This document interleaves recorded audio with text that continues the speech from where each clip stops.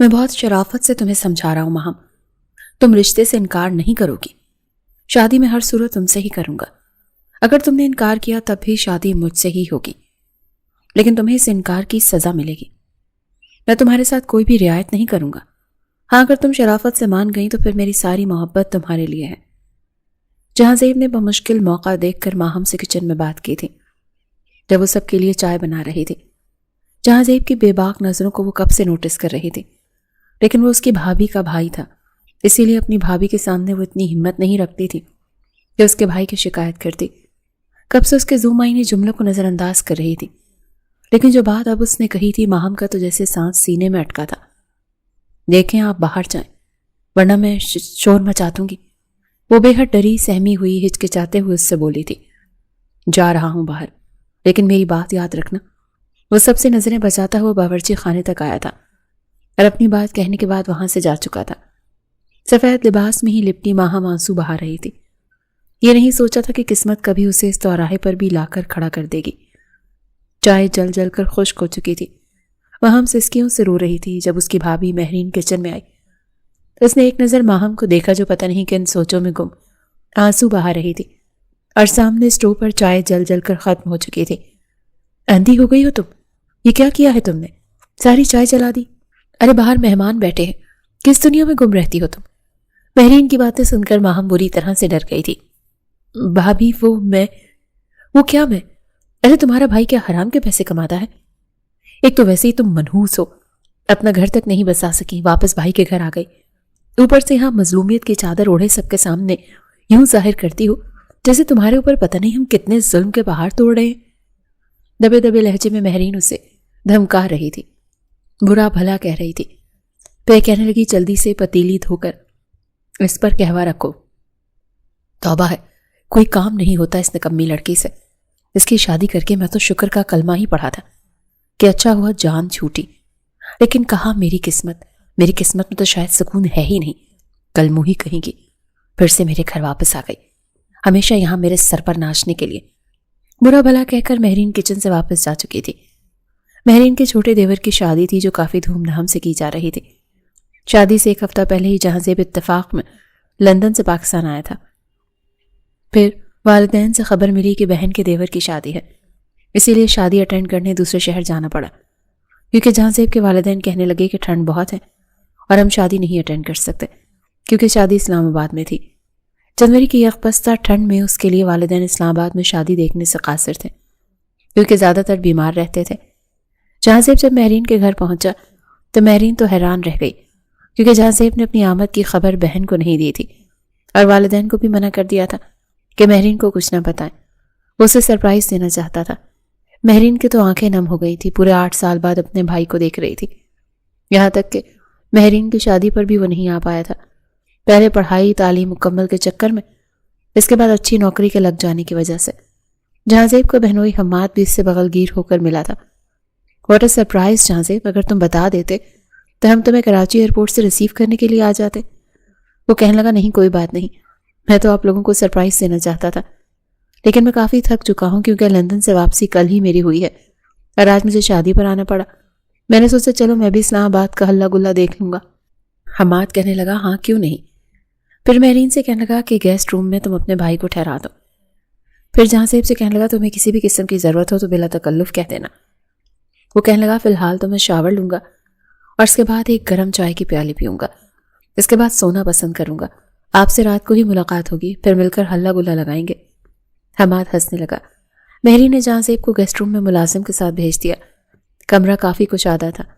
جہاں زیب نے شاور لیا، جیسے ہی باہر آیا ابھی اس نے صرف پینٹ پہنی تھی اور بنیان پہن رکھی تھی، شرٹ ابھی پہننے ہی والا تھا جب ذرا سا دروازہ ناک ہوا۔ یس کون ہے، اندر آ جائیں۔ جہاں زیب کو لگا کوئی ملازم ہوگا، لیکن اندر آنے والی لڑکی کو دیکھ کر وہ آنکھیں جھپکنا ہی بھول گیا۔ سفید لباس میں سر پہ دوپٹہ لیے وہ کوئی افسرہ ہی لگ رہی تھی، بالکل مومی گڑیا جیسی سفید دودھیا رنگت، اس پر کنچے جیسی براؤن آنکھیں۔ جہاں زیب کو بنا شرٹ کے دیکھ کر وہ ہچکچائی۔ جہاں زیب تو نظریں پلٹنا ہی بھول گیا، حالانکہ مغربی حسن اس نے کافی دیکھ رکھا تھا، لیکن مشرقی حسن کا یہ رنگ پہلی بار آنکھوں نے دیکھا تھا۔ سادگی میں بھی اپنے حسن کی آپ مثال تھی وہ لڑکی، لیکن افسوس کی ملازمہ تھی۔ جہاں زیب نے ٹھنڈی سانس بھری، ماہم سے کہنے لگا सामने टेबल पर रख दो।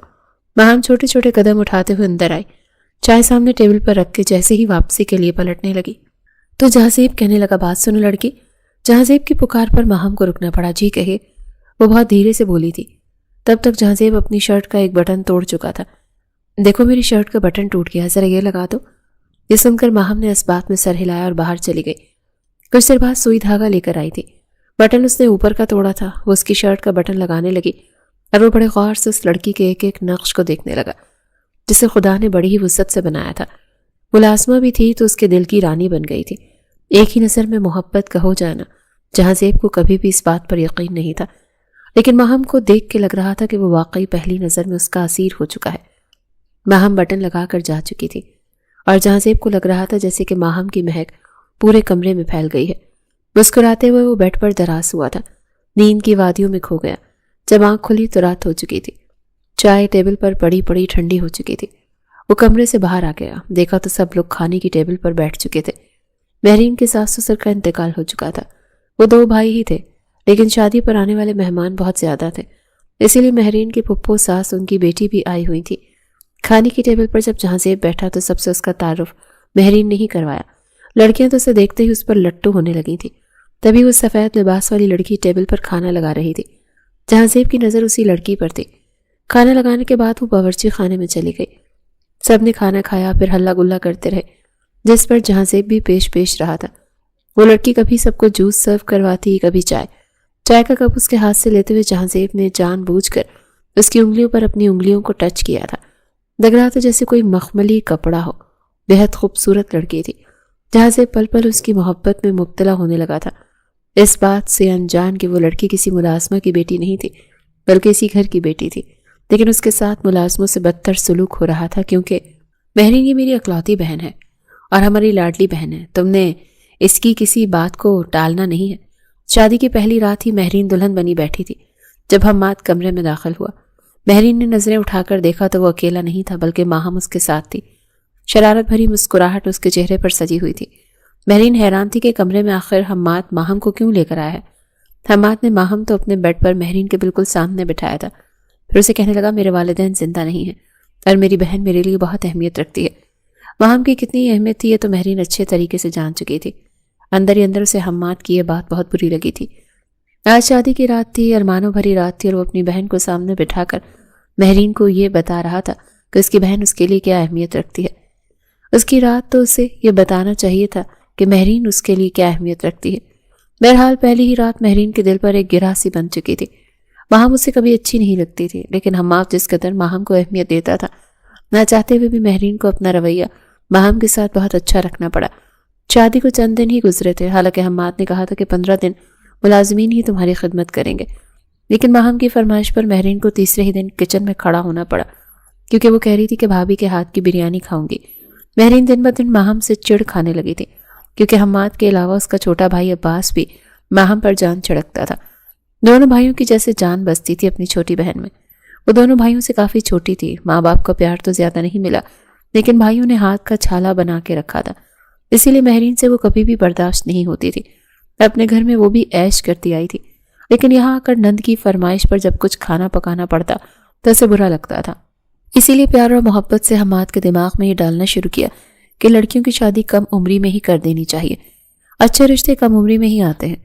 हम्माद इन बातों से ज्यादा वाकिफ नहीं था, पर जिस तरह से महरीन माँ की तरह माहम का ख्याल रख रही थी, उसके खुलूस पर शक नहीं कर सकता था। इसीलिए उसके रिश्ते की जिम्मेदारी भी महरीन पर डाल दी। महरीन ने पहले रिश्ते पर ही हामी भर ली, न ज्यादा छानबीन करने दी और न ही ज्यादा तय की, और माहम की शादी करके उसको रुखसत कर दिया। उसने जब अपने दोनों भाइयों को बेहद खुश देखा तो अपने आंसू छुपा नहीं सकी। वो तो उसे खुशी से मुबारकबाद के तौर पर मिठाई खिलाने आए थे, मगर माहम को रोते देखकर उसके दोनों भाई उसे सीने से लगाकर कहने लगे कि क्या हुआ है माहम, तुम तो हमारी जान हो, रो क्यों रही हो। मगर माहम रोते हुए कहने लगी, भाई मुझे अभी पढ़ना था, अभी मेरी उम्र ही क्या थी। ये पड़ोस वाली शिदा की बड़ी बहन आपने नहीं देखी, अरे उसकी उम्र तो 25 साल हो चुकी, लेकिन अभी तक वो पढ़ाई कर रही है, शादी का नामो निशान तक नहीं है। वो मुझे कह रही थी कि क्या तुम भाभी के आती अपने भाइयों पर बोझ बन गई हो, जब वो इस उम्र में तुम्हें ब्याह रहे हैं। उसकी ये बात सुनकर बड़ा भाई तो कुछ देर के लिए खामोश हो गया, लेकिन अब्बास ने उसे अपने सीने से लगा लिया। उसकी आंखों में भी आंसू निकलने लगे, मगर दोनों ही ने उसे समझा बुझाया था कि देखो गुड़िया, जितना अच्छा रिश्ता हमें मिला है ना, وہ لڑکا تمہیں بہت خوش رکھے گا، اور اچھے رشتے تو اسی عمر میں ہی ملتے ہیں، اس کے بعد تو پھر وہی ملتے ہیں جنہیں کوئی پوچھتا بھی نہیں ہے۔ یہ وہ اسے سمجھا بجھا کر رخصت کر چکے تھے۔ ماہم دلہن بن کر بیڈ پر بیٹھی ہوئی تھی، ذہن میں ہزاروں خواب سجائے کہ اب میرا شوہر آئے گا، جس طرح وہ چھپ چھپ کر فلموں میں دیکھا کرتی تھی۔ شوہر آ کر رومانٹک باتیں کرے گا، محبت نچھاور کرے گا، مگر ایسا کچھ بھی نہیں ہوا۔ کمرے میں آتے ہی ماہم کے شوہر نے اس پر ایک کڑی نگاہ ڈالی اور آ کر بیڈ پر لمبی تان کر لیٹ چکا تھا۔ اس نے اپنی مٹی سے بھرے ہوئے بوٹ اس کے منہ کے سامنے رکھے تھے۔ جیسے اس کے گندے جوتے سے گھن کھا کر ماہم تھوڑی پیچھے کھسکی تو یہ بات اس کے شوہر کو جیسے انا پر وار جیسی لگی۔ کہنے لگا، کیوں؟ میں کوئی اچھوت ہوں جو پیچھے کھسک رہی ہوں؟ بتاؤ، کیا تمہیں میرا یوں تمہارے پاس آ کر لیٹنا برا لگ رہا ہے؟ وہ اس کی کلائی زور سے مروڑ چکا تھا اور کانچ کی چوڑیاں بیڈ پر گر چکی تھیں۔ وہ سہم کر رونے لگی تھی جب غصے سے اس کا شوہر بولا کہ جوتے اتارو میرے۔ اس نے ڈرتے ڈرتے جوتے اتارے تھے۔ موزوں کی بدبو نے اسے ابکائی لینے پر مجبور کر دیا، مگر وہ بس سہم کر جوتے اتار کر ایک جانب کو لگ چکی تھی۔ وہ دلہن بنی تھی کہ جب وہ کہنے لگا کہ جاؤ جا کر میرے لیے کڑک سی چائے بنا کر لاؤ اور چینی کم ڈالنا، مجھے زیادہ میٹھا پسند نہیں ہے۔ یہ اس کی پہلی رات کچھ اس انداز میں گزری تھی کہ اس کے بعد کبھی سکون سے سو نہیں پائی، بلکہ راتیں اس کی روتے ہوئے گزرنے لگی تھی۔ شادی کو کچھ عرصہ بھی نہیں بیتا جب ماہم پر ایسا الزام لگا جس نے اس کی زندگی ہی بدل کر رکھ دی۔ لیکن یہ راز بعد میں کھلا کہ ماہم کو 18 کا مرض ہے۔ شروع کے 3 مہینے بعد اس کا بچہ ضائع ہو چکا ہے، اسی وجہ سے شوہر نے بھی طلاق دے دی۔ یہ بیماری تو جیسے ماہم کے لیے بہت بڑی اذیت بن چکی تھی۔ سب اسے منحوس کہنے لگے تھے کہ اپنے بچوں کو کھا گئی۔ 6 مہینے بعد اسے طلاق ہو چکی تھی۔ واپس اپنے بھائی کے گھر آ گئی، لیکن اس بار بھائیوں کا رویہ بہت مختلف تھا۔ سمجھتے تھے کہ شاید ماہم کو کوئی اچھوت کی بیماری ہے۔ اس وقت اتفاق تھا کہ مہرین امید سے تھی۔ مہرین تو اس کے سائے سے بھی پیچھے رہتی تھی کہ کہیں اس کے بچے کو کوئی نقصان نہ پہنچے، اور حماد ان دنوں مہرین کا بہت خیال رکھتا تھا۔ اپنی بہن کو اپنی بیوی کے پاس پھٹکنے بھی نہیں دیتا تھا۔ اس کے ہاتھ سے پکی ہوئی چیز مہرین کو نہیں کھلانے دیتا تھا۔ ماہم جو محبت اور لاڈ پیار سے پلی تھی، روتی رہ جاتی، لیکن دونوں بھائی اسے دیکھنا بھی پسند نہیں کرتے تھے۔ آہستہ آہستہ وقت گزرنے لگا۔ مہرین کے گھر بیٹا ہوا۔ ماہم کا بڑا دل چاہا کہ وہ اپنے بھتیجے کو گود میں لے، لیکن حماد نے سختی سے منع کر دیا کہ اپنا سایہ بھی میرے بیٹے پر نہ ڈالنا۔ دیکھو مہرین، میں جانتا ہوں تمہارے لیے یہ بات تھوڑی کڑوی ہوگی، لیکن تم جانتی ہو نا تمہیں یہ بیماری ہے۔ ہمارے معاشرے میں ایسی عورتوں کو ڈائن کہا جاتا ہے جو اپنے بھی بچے کھا جاتی ہیں اور اپنے ساتھ منسلک باقی رشتوں کے بچوں کو بھی کچھ اس طرح سے نحوست پھیلاتی ہیں کہ وہ زندہ نہیں بچ پاتے۔ تمہیں اگر سچ میں اپنے بھائی اور اس کی اولاد سے محبت ہے تو آئندہ کے بعد میرے بچے کو چھونے کی بھی کوشش مت کرنا۔ ماں بھی جانتی تھی کہ اس نے یہ الفاظ اپنے دل پر کس طرح سے برداشت کیے تھے۔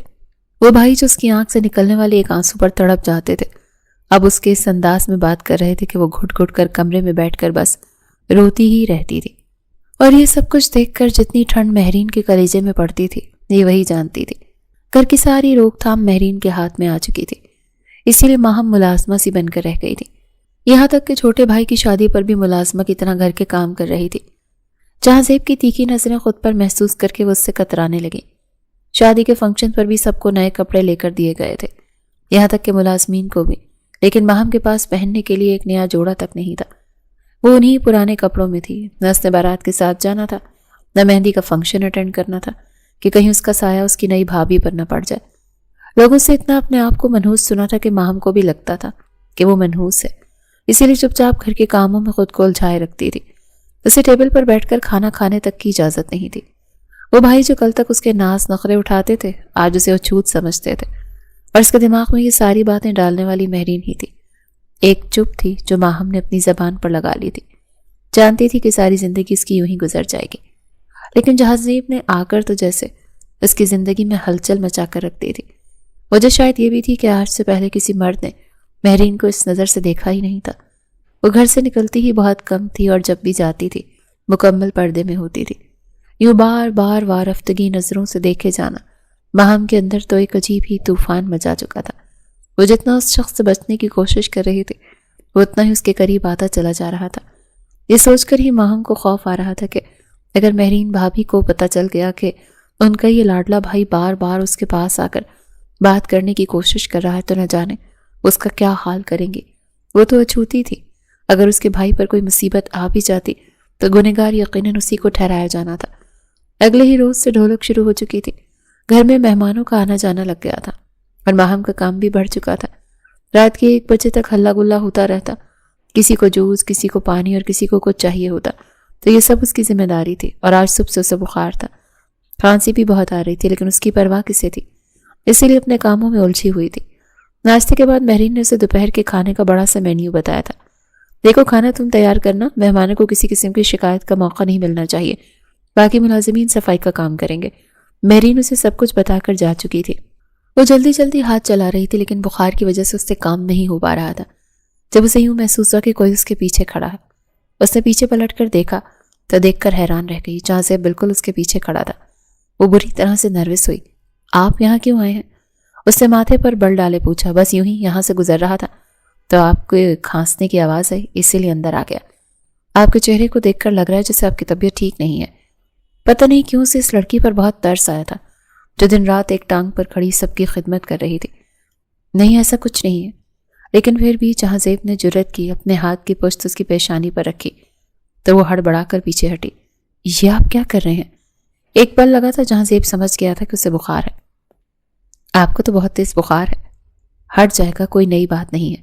جہاں زیب کہنے لگا، میرے لیے تو نئی بات ہے، ہمارے ہاں ملازمین کے ساتھ بھی نرم رویہ رکھا جاتا ہے محترمہ۔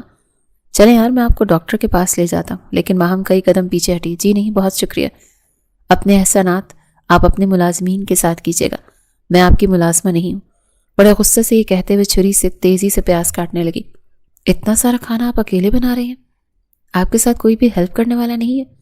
جہاں زیب نے بھرے ٹیبل کو دیکھا جس پر مختلف چیزیں پڑی تھیں جو سب کی سب ماہم کو ہی بنانی تھی۔ دیکھیں، آپ یہاں سے جائیں، مجھے میرا کام کرنے دیں۔ میرے خیال سے آپ نے مہرین کو نہیں بتایا کہ آپ کی طبیعت خراب ہے، ورنہ یقیناً میری بہن آپ کا بہت خیال رکھتی۔ ہو سکتا ہے آپ کو 2 دن کی چھٹی دے دیتی، اپنے گھر جا کر آرام کر لیجئے۔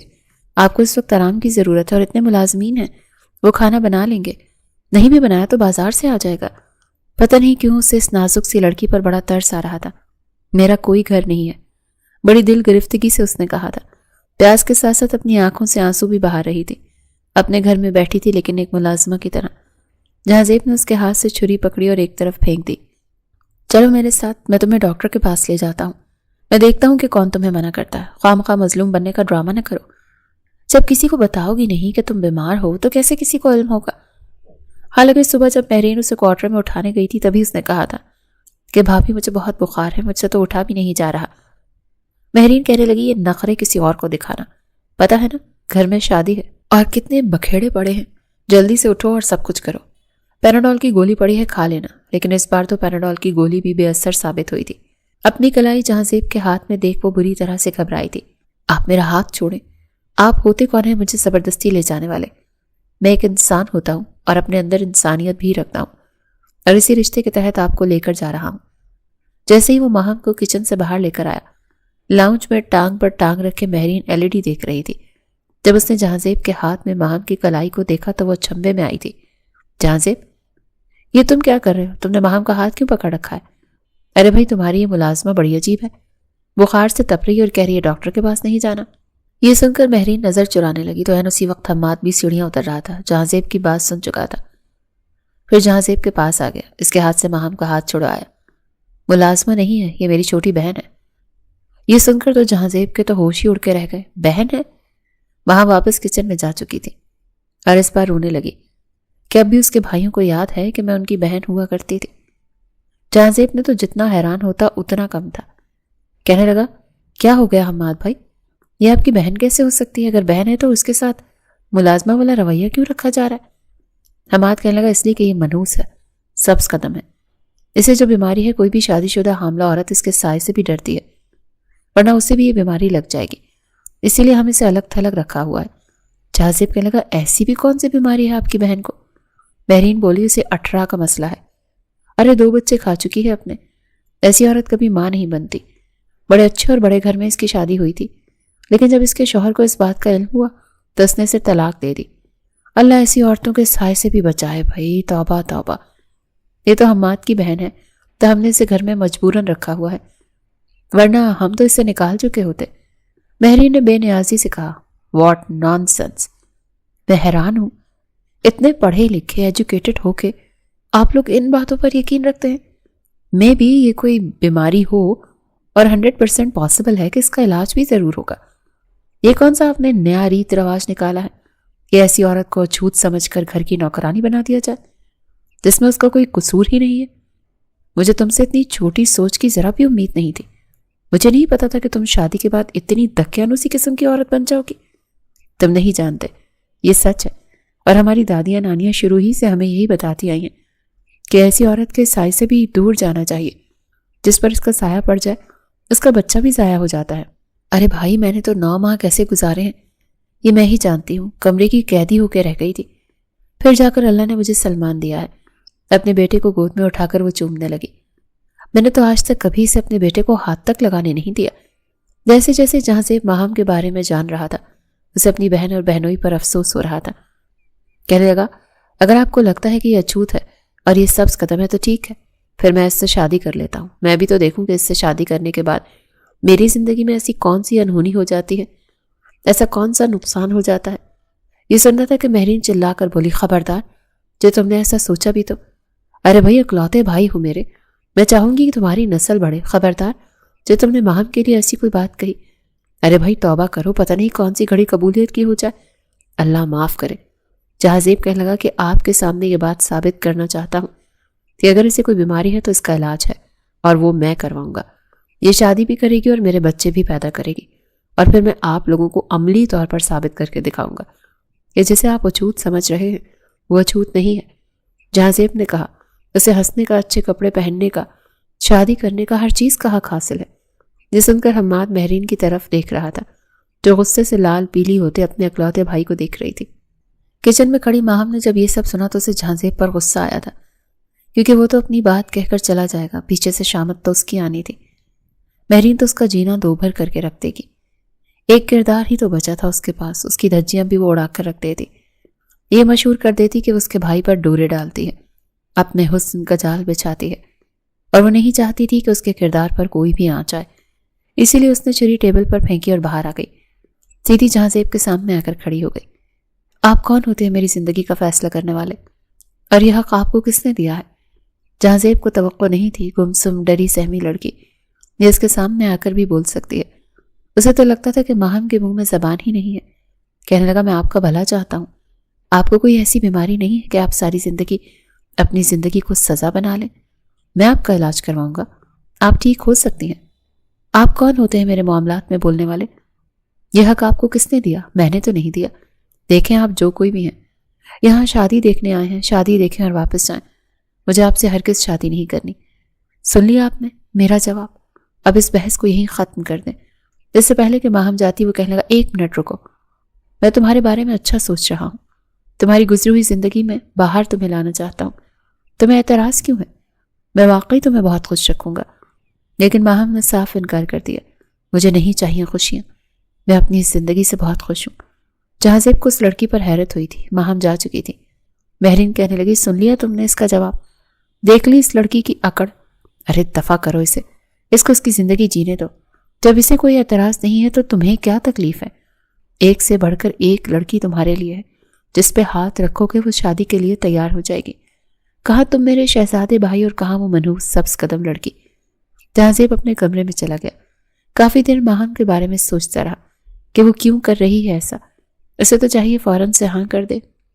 وہ واقعی اسے خوش رکھنا چاہتا تھا۔ بہرحال شادی کے فنکشن سٹارٹ ہو چکے تھے، نہ وہ مہندی پہ گئی نہ بارات کے ساتھ، اسے سادے لباس میں گھر پر ہی بیٹھی رہی۔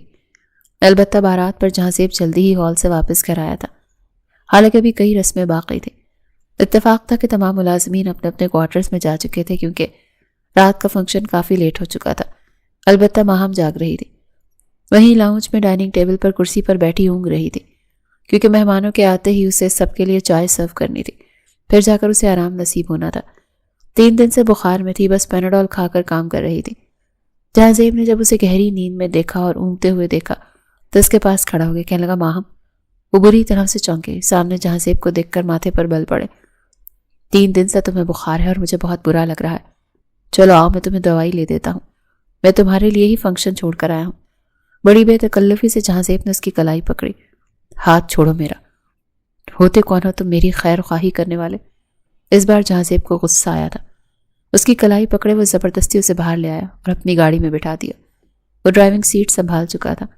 چوکیدار سے کہنے لگا، دروازہ کھولو۔ चौकीदार ने दरवाज़ा खोल दिया। अजीब ज़बरदस्ती है, तुम होते कौन हो मेरे साथ यूं ज़बरदस्ती करने वाले? माहम को गुस्सा आया। जब तुम बात नहीं मानोगी तो मजबूरन मुझे ज़बरदस्ती ही करनी पड़ेगी। मैं तुम्हारा इलाज करवाऊंगा, तुम्हें दवाइयाँ भी अपने हाथ से खिलाऊंगा, क्योंकि मुझे तुम सेहतमंद चाहिए हो। आखिरकार कल को मेरी नस्ल पैदा करनी है। तुम्हारी सेहत अच्छी होगी तभी तो मेरे बच्चे भी सेहतमंद पैदा होंगे। जहांजेब की बात पर माहम को आग लगी थी। न मुझे तुमसे शादी करनी है, न ही मैं बच्चे पैदा कर सकती हूँ।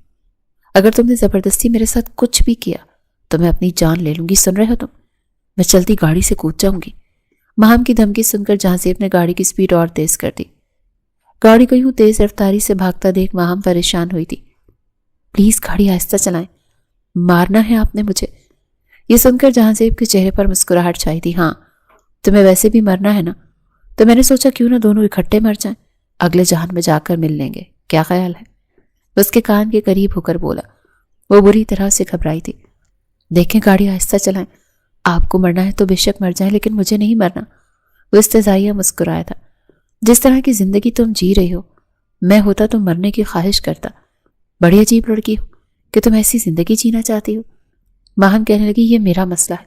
वो कहने लगा, नहीं, ये मेरा भी है, क्योंकि पहली नज़र में मैं तुम पर दिल हार बैठा हूं, और जहांजेब जिस पर दिल हार जाए उसे कभी छोड़ता नहीं है। मैंने तो अपने बचपन के पसंदीदा खिलौने को अभी तक संभाल कर रखा है। तुम तो फिर मेरी मोहब्बत बन चुकी हो, तुम्हें छोड़ना तो नामुमकिन है।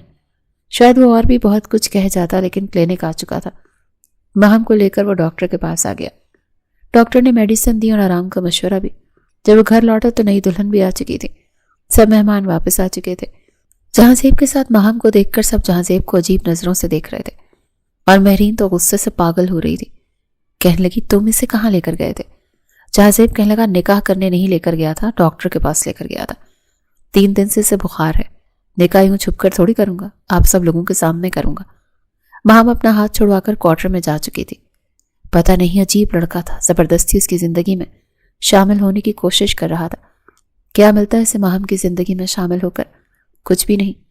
वो तो इसे कुछ भी नहीं दे सकती थी, और जानती थी कि महरीन ऐसा होने भी नहीं देगी। बहरहाल दवा का असर जैसे ही होना शुरू हुआ तो माहम को नींद आने लगी। वो अपने कमरे में आकर दरवाजा लॉक करके सो चुकी थी। जब कुछ देर बाद ही धाड़ से दरवाजा खुला। महरीन अंदर दाखिल हुई, उसे बाजू से दबोच कर उठा चुकी थी। फिर एक थप्पड़ भी उसके मुंह पर जड़ दिया था। कहने लगी, डाइन कहीं की, मुझे पहले ही पता था कि तू कोई ना कोई गुल जरूर खिलाएगी। अगर मुझे तेरे करतूतों का पता होता तो मैं अपने भाई को यहां पर आने ही ना देती। तूने ही डोरे डाले हैं ना मेरे भाई पर, और अब भी इतनी मासूम बनकर मेरे भाई के सामने शरीफ बन रही है। मैं कभी भी तेरी शादी अपने भाई से नहीं होने दूंगी। वो सुर्ख होते चेहरे से अपनी भाभी को देख रही थी। अभी भी बुखार में थी। कुछ देर पहले साफ अल्फाज में जहांजेब कह चुका था कि मैं अगर शादी करूंगा तो सिर्फ और सिर्फ माहम से ही करूंगा। आप जो भी कह लें, आपके भाई का कल वलीमा हो जाए तो साथ ही शाम को आप माहम की रुखसती भी मेरे साथ कर दें। मैं चाहता हूं कि जब यहां से वापस जाऊं तो वो मेरी बीवी बनकर मेरे साथ जाए। महरीन तो किसी तौर पर ये कबूल नहीं कर पा रही थी। उसने तो रात को ही अपने माँ बाप को भी ये सब कुछ बता दिया था। वो भी परेशान हो चुके थे, क्योंकि अभी तक उन्होंने माहम के बारे में महरीन से ही सुन रखा था, और वो भी उसे यूं ही सब्ज कदम और 18 की बीमार औरत ही समझते थे। मगर जहांजेब की जिद के आगे सबको हार मानना पड़ी थी। अगली सुबह था और वलीमा, मगर अब्बास भी मुंह सजाए बैठा था, क्योंकि गुज़िश्ता रात उसकी शादी की पहली रात थी और वो ज़रा भी इंजॉय नहीं कर पाया था, बल्कि पूरी रात इसी टेंशन में गुजर चुकी थी कि कल माहम की शादी होनी है या नहीं। जहांजेब ने अगली सुबह यही धमकी दी थी कि मैं शादी करूंगा तो माहम से करूंगा, वरना वापस बाहर चला जाऊंगा और तुम सबको मेरा चेहरा देखने को भी तरसते रहोगे, और तुम सब मेरा चेहरा देखने को भी तरसते रह जाओगे। उसने जब ये बात अपनी माँ से की तो वो अपना दिल पकड़ कर बैठ चुकी थी, क्योंकि जहांजेब उनका अखलाता बेटा था और वो उस पर जान छिड़कती थी। महरीन से कहने की, बेटा मैं मजीद अब कुछ नहीं कर सकती, तो तुम ही ऐसा करो कि उसकी शादी माहम से करवा दो। इस लड़की को यहाँ आने दो, फिर मैं देखती हूँ उस मनहूस को जिसने मेरे मासूम कमारे बेटे को अपने जाल में फंसा लिया। हमाद और अब्बास दोनों ही अपनी बहन को काट खाने वाली नजरों से देख रहे थे। महरीन भी खफा खफा सी बैठी थी, जबकि जहांजेब तो बहुत खुश था। कहने लगा कि आज शाम को वलीमे के फंक्शन के साथ ही मेरा और माहम का निकाह होगा। माहम के कमरे में जब उसे ये खबर देने गया कि माई स्वीट हार्ट, आज शाम तुम मेरे साथ रुखसत होकर यहाँ से हमेशा हमेशा के लिए चलोगी, तो उस पर फट पड़ी। कहने की, बस भी करें आप, क्यों मेरा मजीद मजाक बनवाना चाहते हैं? क्या पहले मेरी जिंदगी कम दुखों से भरी थी? جب آپ نے آ کر مزید اسے دردناک بنا دیا ہے، میں آپ سے شادی بالکل بھی نہیں کروں گی۔ مولوی صاحب نے اگر مجھ سے پوچھا بھی تو میں صاف انکار کر دوں گی۔ میں یہاں سے بھاگ جاؤں گی۔ جہاں زیب بھی سینے پر ہاتھ باندھے اسی کو دیکھ رہا تھا۔ کہنے لگا چلو ٹھیک ہے، اگر تم یہی چاہتی ہو کہ یہاں پر رہ کر اپنے سگے بھائیوں کا غیر ذمہ دارانہ رویہ دیکھتی رہو اور خود کو اچھوت، منحوس اور نہ جانے کیسے کیسے گھٹیا القابات سے نوازتی رہو تو ٹھیک ہے، کہہ دینا، لیکن ہونا تو تم نے میرا ہی ہے، چاہے جیسے بھی ہو۔ ماہم بالکل بے بس سی ہو چکی تھی۔ ابھی تو پچھلی شادی کے زخمی نہیں بھرے تھے کہ اب جہاں زیب کا جنون اسے پاگل کر رہا تھا۔ وہ ایک گہری سانس خارج کر کے رہ گئی۔ شام کو اس کی بھابھی نے تو اس کی پچھلی شادی کا ہی عروسی لباس نکال کر بیڈ پر پھینکا تھا کہ یہی پہن کر تیار ہو جاؤ، مگر جہاں زیب اپنے لیے شیروانی اور ماہم کے لیے خوبصورت سی ریڈ کلر کی میکسی خود لے کر آیا تھا اور باقاعدہ بیوٹیشن سے اسے تیار بھی کروایا تھا۔ ایک نظر جب ماہم نے خود کو دیکھا تو وہ خود کو پہچان ہی نہیں پا رہی تھی۔ کیا یہ وہی ماہم تھی؟ شرارتی، نٹکھٹ سی، سب کی لاڈلی۔ بہت عرصے بعد اس کے چہرے پر ایک الگ ہی روپ آیا تھا جو شاید جہاں زیب کی محبت کا تھا۔ پورے ہال میں چہمگوئیاں ہو رہی تھی۔ سبھی حیران تھے کہ ماہم کی شادی، وہ بھی ایسے اچانک جہاں زیب کے ساتھ۔ کئی عورتوں کی زبان پر تو یہ تھا کہ ارے یہ تو 18 کی مریض ہے نا، یہ مہرین کیا پاگل ہو گئی ہے جو اپنے اکلوتے بھائی کی شادی اس مریضہ سے کروا رہی ہے۔ لیکن جہاں زیب کو ان باتوں سے کوئی فرق نہیں پڑ رہا تھا۔ مولوی صاحب آ چکے تھے۔ ایجاب و قبول جب ہونے لگا تو ایک نظر ماہم نے جہاں زیب کی طرف دیکھا تھا، سرگوشی نما انداز میں کہنے لگی کہ پلیز ایسا مت کریں، مجھ سے اگر آپ کی شادی ہو گئی تو آپ کی بھی زندگی برباد ہو جائے گی۔ مگر جہاں زیب نے اس کا دوسرا ہاتھ تھام لیا تھا، کہنے لگا سائن کرو۔ نکاح ہو چکا تھا۔ جب اپنے بھائیوں کے پاس ملنے کے لیے آئی، دل تو اس کا یہی تھا کہ ایک آخری بار اپنے بھائیوں کے سینے سے لگ کر وہ ساری تلخیاں مٹا کر زندگی کی نئی شروعات کرے، مگر دونوں بھائیوں نے مہمانوں کے سامنے تھوڑی بہت لاج رکھنے کے لیے بس اس کے سر پر ہاتھ ہی پھیرا تھا، اور مہرین نے تو اسے دیکھ کر اپنا منہ ہی پھیر لیا تھا۔ حالانکہ اپنے بھائی کے گلے لگ کر پھوٹ پھوٹ کر روئی تھی۔ یہ بولتی رہی کہ پتہ نہیں اب ہمارے ساتھ آگے کیا ہوگا، تم نے اپنے پاؤں پر خود کلہاڑی ماری ہے۔ جہاں سے بے تحاشا خوش تھا۔ وہ سیدھا ایئرپورٹ پہنچا تھا جہاں پر ٹکٹ اس نے پہلے ہی بک کروا رکھی تھی، اور چند گھنٹوں میں ہی وہ واپس اپنے گھر پہنچ چکا تھا، جہاں پر دروازے پر اس کے ماں باپ ایک عجیب سے تاثرات لیے دونوں کا انتظار کر رہے تھے۔ جب جہاں زیب کی والدہ نے اپنی بہو کو دیکھا تو ایک پل کو تو اسے دیکھتی ہی رہ گئی تھی۔ بے ساختہ ان لوگوں سے نکلا کہ اتنی خوبصورت شہزادی جیسی لڑکی بھلا منحوس کیسے ہو سکتی ہے۔ جہاں زیب نے خود ہی ماہم کو اپنا کمرہ دکھایا تھا۔ ماہم وہاں پر بس چپ چاپ ہی سکتے کی کیفیت میں بیٹھی تھی، خود کو کمتر سمجھ رہی تھی اور بس روئے جا رہی تھی، جبکہ وہیں جہاں زیب نے اپنے ماں باپ کو یہ یقین دلایا تھا کہ موم ڈیڈ یقین مانے، یہ لڑکی بالکل بیٹی بن کر آپ دونوں کا خیال رکھے گی۔ لوگوں کی کہی باتیں بہت جلد میں جھوٹ ثابت کر دوں گا۔ مہرین کی عادتیں تو اپنے ماں باپ اور بھائی سے بالکل مختلف ہیں۔ اس کے ماں باپ بھی اپنے بیٹے کو اپنی نئی زندگی کی شروعات کی ڈھیروں دعائیں دیتے ہوئے کمرے میں بھیج چکے تھے۔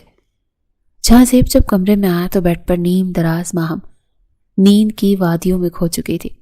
گال ابھی بھی آنسوؤں سے بھیگے ہوئے تھے۔ جہاں زیب تو بالکل سرشاری میں ڈوبا ہوا اس کے پاس آیا تھا۔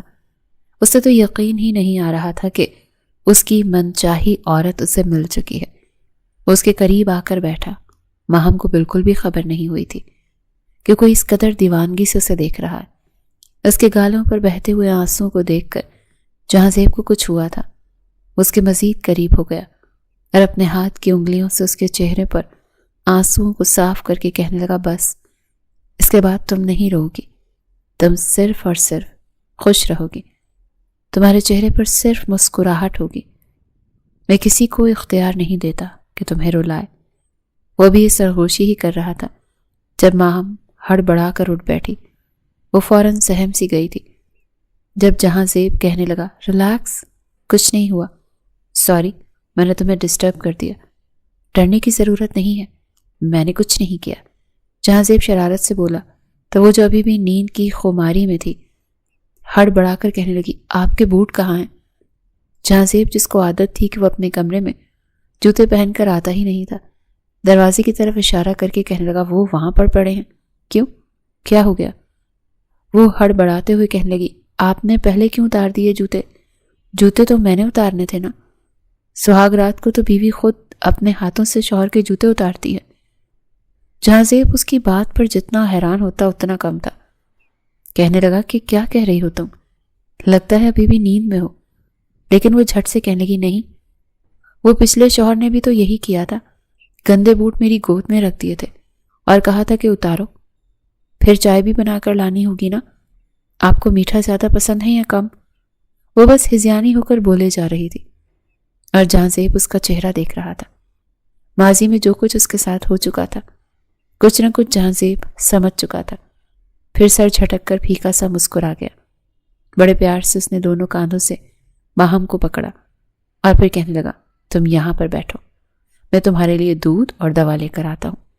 وہ خود ہی باہر گیا تھا، پھر گرم دودھ اور دوا لے کر آیا تھا۔ اپنے ہاتھوں سے اس نے ماہم کو دی تھی اور پھر بیڈ پر سونے کے لیے لٹا چکا تھا۔ چاہتا تو یہی تھا کہ آج رات وہ ماہم کو اپنا بنا لے، لیکن وہ ابھی بھی تھوڑے صدمے اور بخار کی کیفیت میں تھی۔ کچھ دیر میں ہی ماہم سو چکی تھی اور جہاں زیب اس کے بے حد قریب لیٹا کتنی ہی دیر اس کا چہرہ دیکھتا رہا۔ اپنے ہاتھوں سے اس نے اس کی جولری اتاری تھی اور پھر اپنی باہوں میں اسے سمیٹ کر وہ بھی پرسکون نیند سو چکا تھا۔ اگلی صبح بخار کا زور ٹوٹ چکا تھا اور ماہم کی ہی پہلے آنکھ کھلی تھی۔ جب اس نے اپنے بے حد قریب جہاں زیب کو دیکھا تو ہڑبڑا کر اٹھ بیٹھی۔ جہاں زیب بھی جاگ چکا تھا۔ اسے یوں کھلے بالوں میں سٹ پٹایا ہوا دیکھ کر مسکرا کر کہنے لگا، شادی کی پہلی صبح مبارک ہو میری جان۔ یہ سن کر ماہم تھوڑی شرما سی گئی تھی، لیکن پھر سر کو کھجاتے ہوئے کہنے لگی، میں کب سوئی تھی اور میں نے آپ کو تنگ تو نہیں کیا؟ آپ میرے پاس کیوں سوئے تھے؟ کہیں آپ نے میرے ساتھ کچھ کیا تو نہیں؟ جہاں زیب شرارت سے اسے دیکھ کر کہنے لگا، تم صرف بخار میں تھی، بے ہوشی کی دوا نہیں پلائی تھی میں نے تمہیں، جو تمہارے ساتھ اتنا سب کچھ ہو جاتا اور تمہیں پتہ بھی نہ چلتا۔ چلو شاباش، ایسے مجھے کچھ بھی کرنے کا مزہ نہیں آنا تھا جب تک تم پورے ہوش و حواس میں میرا بھرپور ساتھ نہ دیتی۔ کل تو تمہیں بخار تھا، اسی لیے تمہارا لحاظ کر گیا، لیکن آج رات میں تمہارا لحاظ نہیں کروں گا۔ اس روز ان کا ولیمہ تھا اور وہ تیار ہو کر سبھی مہمانوں کے سامنے بیٹھی تھی۔ یہاں تو جو بھی اسے دیکھ رہا تھا دیکھے ہی جا رہا تھا۔ خاندان کی عورتیں اس کی ساس سے یہ کہہ رہی تھیں، ارے تم نے تو ہیرا ڈھونڈا ہے، ہیرا، کتنی پیاری بہو ہے تمہاری، ماشاءاللہ، نظر نہ لگے، یہ تو ہمیں چاند اور تارے کی جوڑی لگ رہی ہے۔ یہ سن کر جہاں زیب کی والدہ بس پھیکی سی مسکرا رہی تھی۔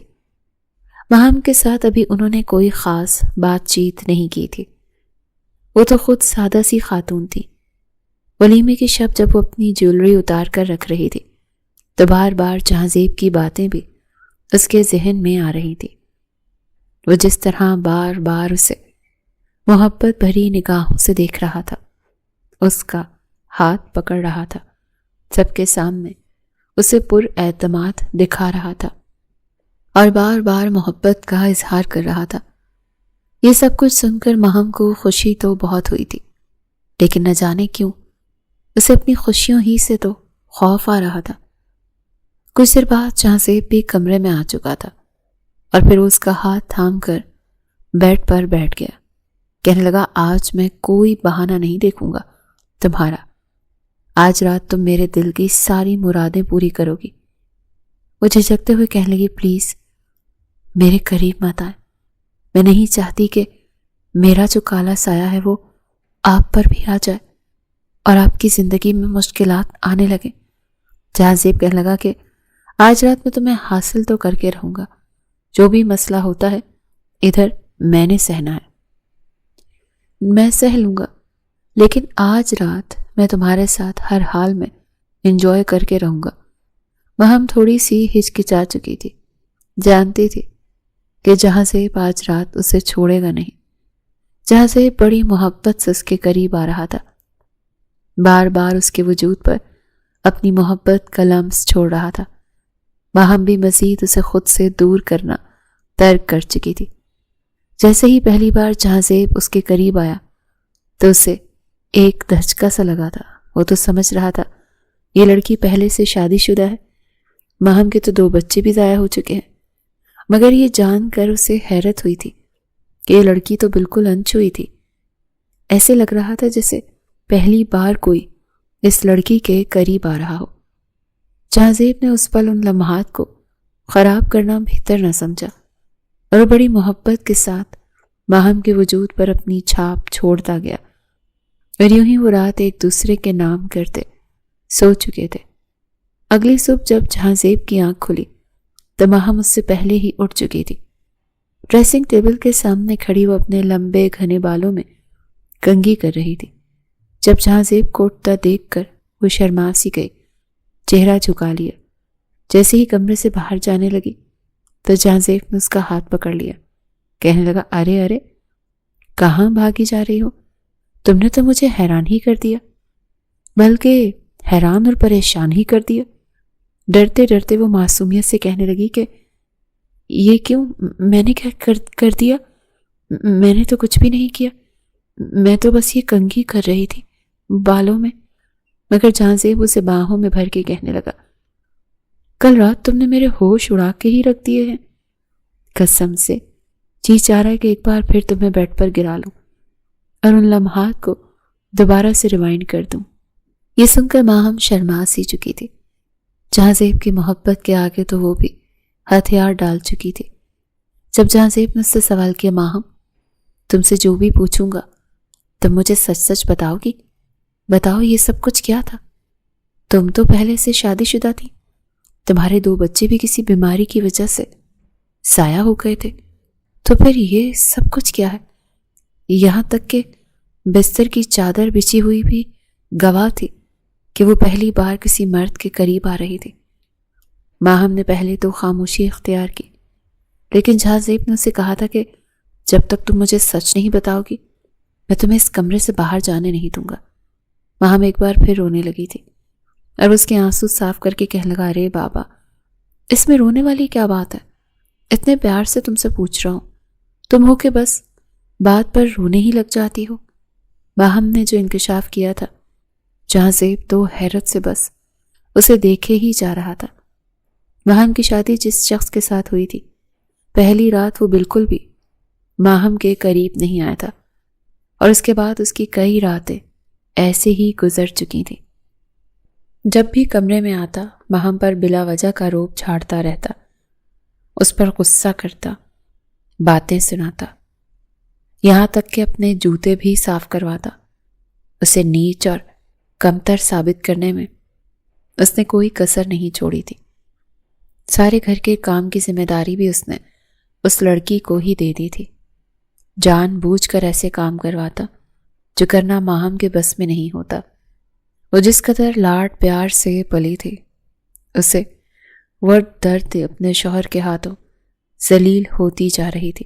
جب ایک روز اس نے اپنے شوہر کو کسی لڑکی سے کال پر بات کرتے ہوئے سنا، جو ماہم کے سابقہ شوہر کی ایک گرل فرینڈ تھی، جس پر وہ اپنی جان چھڑکتا تھا، مگر چونکہ وہ برادری کے باہر کی لڑکی تھی، اسی لیے اس کے گھر والے اس کے ساتھ شادی کرنے کے لیے نہیں مانے تھے اور ماہم سے اس کی شادی کروا دی تھی۔ وہ ابھی بھی اسے پسند کرتا تھا اور اس کو کسی بھی حال میں اپنی زندگی میں لانا چاہتا تھا۔ یہ وجہ تھی کہ اس نے ماہم کو چھوا تک نہیں تھا۔ جب شادی کو 3 ماہ گزرنے لگے اور گھر والے بار بار یہ فرمائش کرنے لگے کہ ابھی تک کوئی خوشخبری کیوں نہیں آئی، ارے کب تم ہمیں پوتا اور پوتی کی خوشخبری سناؤ گی، تب ماہم کو ڈرا دھمکا کر اس کے سابقہ شوہر نے کہا تھا، تم سب کے سامنے یہ ڈرامہ کرو گی کہ تم ماں بننے والی ہو۔ ماہم تو پہلے ہی اپنے شوہر سے بے حد خوفزدہ تھی، اس نے ایسے ہی کیا تھا، لیکن جیسے ہی 5-6 مہینے گزرے تو خود ہی خبر پھیلا دی کہ بچہ ضائع ہو گیا ہے۔ یہ لڑکی تو ہے ہی بے وقوف، پھوہڑ قسم کی، اسے تو بچے سنبھالنا ہی نہیں آتا۔ اس کے بعد دوبارہ سے اس نے یہی ڈرامہ کیا تھا۔ اپنے شوہر کی حقیقت سے ماہم واقف تھی، لیکن کسی کو کچھ بتا نہیں سکتی تھی۔ 2 بار جان بوجھ کر یہ الزام لگایا کہ اس نے اپنا بچہ ضائع کر دیا ہے۔ اسے تو وہ 18 کی بیماری ہے۔ میں تو اس عورت کے ساتھ نہیں رہ سکتا، یہ تو منحوس ہے۔ یوں ماہم کو طلاق دے چکا تھا، اور پھر اپنے ماں باپ کو جیسے تیسے مجبور کر کے اس نے اپنی من پسند لڑکی سے شادی بھی کر لی تھی۔ وہ اپنی زندگی میں خوش تھا، مگر اس کی وجہ سے ماہم کی زندگی برباد ہو چکی تھی۔ وہ جو ماہم کو 18 کی مریضہ بنا رہا تھا، خود اپنی من پسند عورت کے ساتھ نئی زندگی کی شروعات کرنا چاہتا تھا۔ یہ ماہم کے ہی آنسو تھے، اور شاید مکافات عمل تھا کہ 3 بار وہ لڑکی پریگننٹ ہو چکی تھی، لیکن ہر بار 3 ماہ کا حمل ہو کر پھر بچہ ضائع ہو رہا تھا۔ ڈاکٹر نے تو صاف کہہ دیا تھا کہ ہمیں لگتا ہے اسے 18 کی بیماری ہے، ہمیں اس کا علاج کرنا پڑے گا۔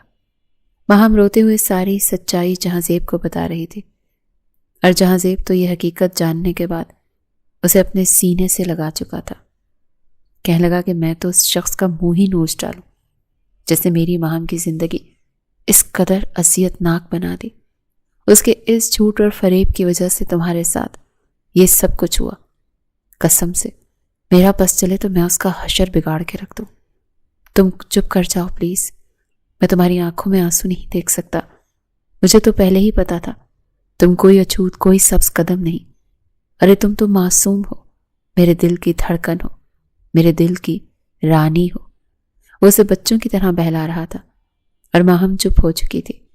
دھیرے دھیرے جہاں زیب کی محبت سے اس کا کھویا ہوا اعتماد واپس لوٹ چکا تھا۔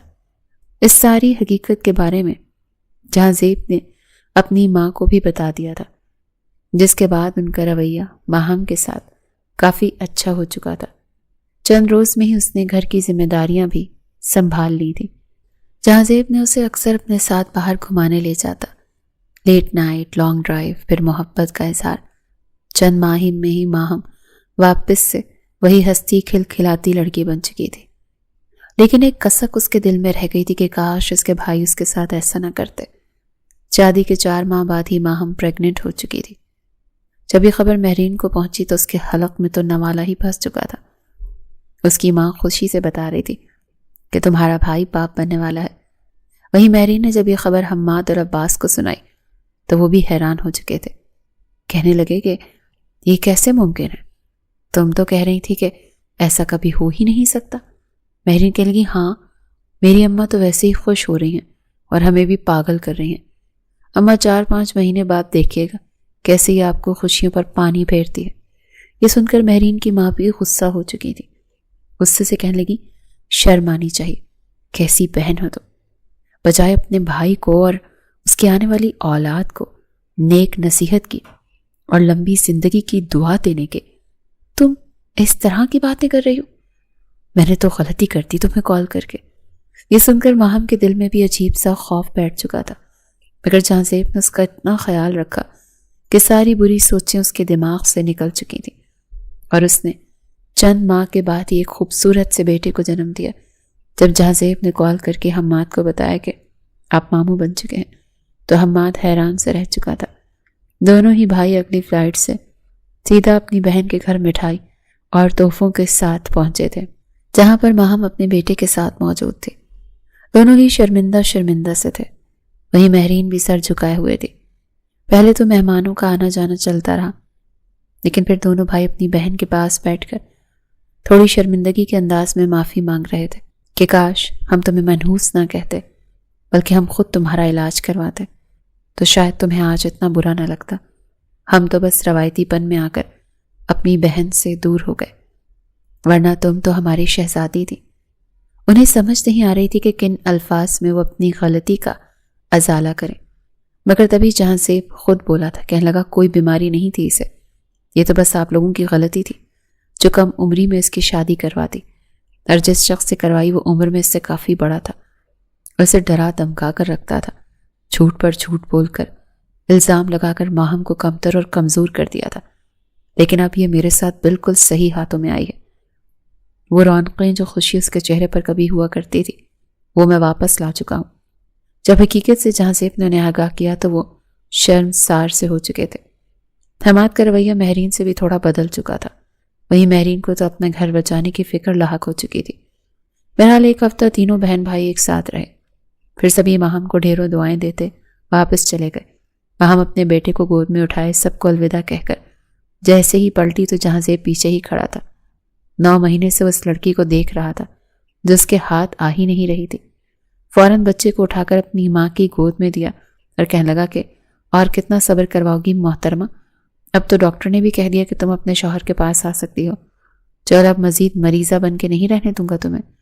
حلیہ درست کرو، آج ہم باہر ڈنر کریں گے، آئس کریم کھائیں گے اور واپسی پر تمہیں اسپیشل ٹریٹمنٹ دینا ہوگا، وہ بھی مجھے۔ آخر میں نے 9 مہینے کا پیار نکالنا ہے تم پر۔ ماہم تو اس کی بات سن کر ہی شرما چکی تھی، سینے پر ایک مکہ مار کر ہنسنے لگی کہ آپ بھی نا، ذرا شرم نہیں ہے آپ کو، مگر اسے باہوں میں بھر کر اس کے ماتھے پر لب رکھ چکا تھا۔ کہنے لگا کہ یار ایک تو تمہاری شرماتے ہوئے ہنسی، میں تو اس پر دل و جان سے قربان۔ یہ کہہ کر اسے باہوں میں بھر کر ایک ٹھنڈی پرسکون سانس خارج کر کے رہ گیا، اور ماہم بھی جیسے اسے پا کر خود کو دنیا کی خوش نصیب ترین عورتوں میں شمار ہو چکی تھی۔